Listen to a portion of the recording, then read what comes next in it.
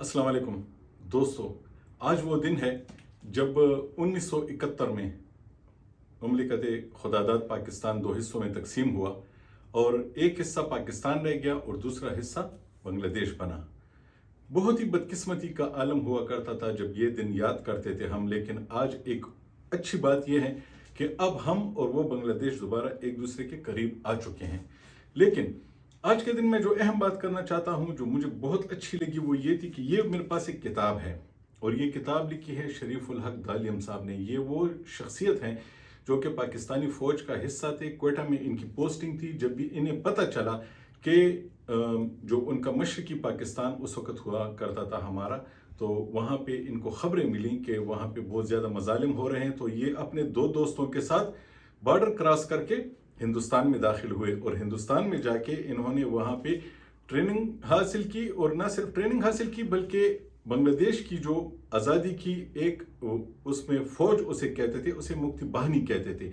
ये मुक्ति बाहिनी के सरबराह बने। इन्होंने उनको ट्रेनिंग दी क्योंकि ये खुद कमांडो थे, ये पायलट भी थे और इनके दोस्तों ने बहुत बड़ा किरदार अदा किया और इन्होंने एक लड़ाई लड़ी। लेकिन उस लड़ाई के दौरान इन्हें अचानक एहसास हुआ कि ये लड़ाई जो है इसमें तो हिंदुस्तान हमसे आगे जा रहा है। और हिंदुस्तान की उस वक्त इस किताब में इन्होंने लिखा है कि हिंदुस्तान ने रूस के साथ मुआहदा करके और उस वक्त की एक अबूरी हुकूमत थी बांग्लादेश की, उसके साथ मुआहदा करके अपनी फौजें पाकिस्तान के खिलाफ मशरकी पाकिस्तान में दाखिल की।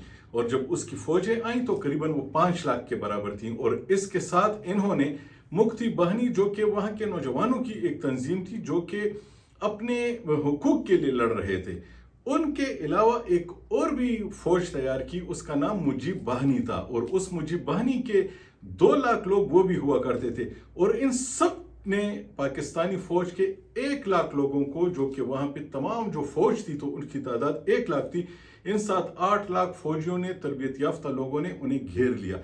और जब वो दिन आया जब वहाँ पे यानी असलहा रखने की एक तकरीब हुई और जनरल अरोड़ा जो कि हिंदुस्तान के जनरल थे और वो अपनी अफवाज की क़यादत कर रहे थे, उन्होंने इनकार किया कि पाकिस्तानी फ़ौज जो है, जो उसके जवान हैं, जो उसके अफसर हैं, वो हथियार रखेंगे तो वो हिंदुस्तान के सामने रखेंगे, हिंदुस्तानी फ़ौज के सामने वो सरेंडर होंगे।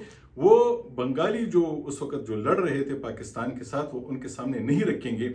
तो इस पे ये सब लोग नाराज़ हुए। इन्होंने उस तकरीब में भी शिरकत नहीं की और इसके बाद इनके दिल में ये बात रह गई कि ये जो जंग, ये जो हमने लड़ी है अपने लिए, ये तो हिंदुस्तान को फ़ायदा दे रही है। और इसी वजह से इन लोगों ने, एक तारीख़ है इसकी कि इन्होंने सिर्फ 6 साल बाद जो शेख मुजीब थे और उस वक़्त हुकूमत के सरबराह थे, उसे उस वक़्त कत्ल कर दिया जब हिंदुस्तान अपना 15 अगस्त को योम आज़ादी मना रहा था। और एक पैगाम भेजा उस वक़्त इंदिरा गांधी को, जो कि वज़ीर आज़म थी हिंदुस्तान की, कि ये आपका तोहफ़ा हमने वापस कर दिया है और हम आपके ग़ुलाम नहीं रह सकते। ये वो वक्त था कि 15 अगस्त को हिंदुस्तान को एक बहुत बड़ा घाव लगा और उसे एहसास हुआ कि वो बांग्लादेश हार चुका है। उसके बावजूद भी उसने अपनी कोशिशें जारी रखी और अपनी दोस्ती के नाम पे अमेरिका के साथ मिलके उसने बांग्लादेश को अपना फिर काफ़ी अरसे बाद अपना दोस्त बनाया।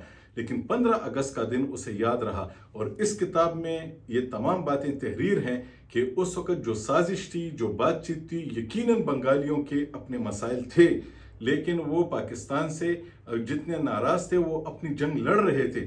लेकिन हिंदुस्तान ने उस वक़्त साजिश की, ना सिर्फ अपने 5 लाख लोग वहाँ पे लेके आए बल्कि 2 लाख मुजीब बाहिनी भी तैयार की। और इन सब ने मिलकर वहाँ पे इतनी लूट मार की, इतने लोगों की वहाँ पे असमत दरी की, ख़वातीन की, और वो तमाम के तमाम इल्ज़ामात पाकिस्तान पे डाल दिए। यकीनन पाकिस्तान की तरफ से भी कुछ ना कुछ वहाँ पे हुआ, लेकिन इन लोगों ने उस पर जल्दी पे तेल का काम किया।